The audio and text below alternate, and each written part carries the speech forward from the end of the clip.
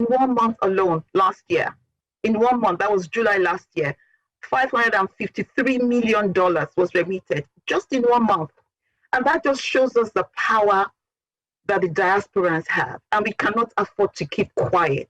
We need to put actions in motion in preparation for 2027.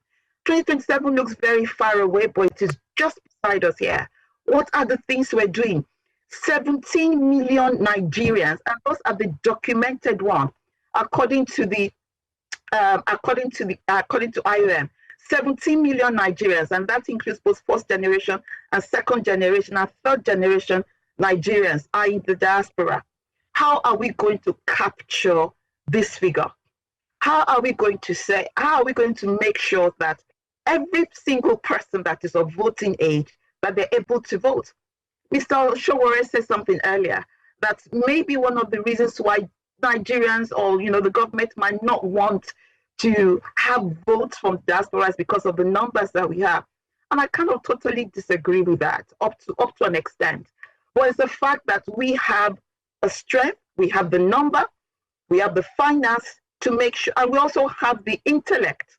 A lot of us are into IT. A lot of us here are extremely educated, some with 2, 3, 4 degrees.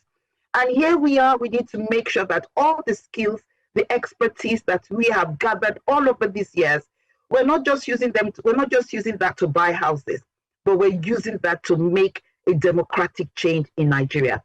At the community level, diaspora contribution go even further. It's a hometown association, and I'm very glad that Mrs.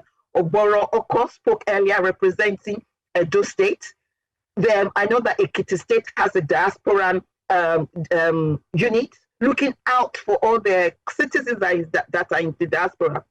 Nigeria's invisible foreign reserve is massive, and we cannot afford to keep quiet.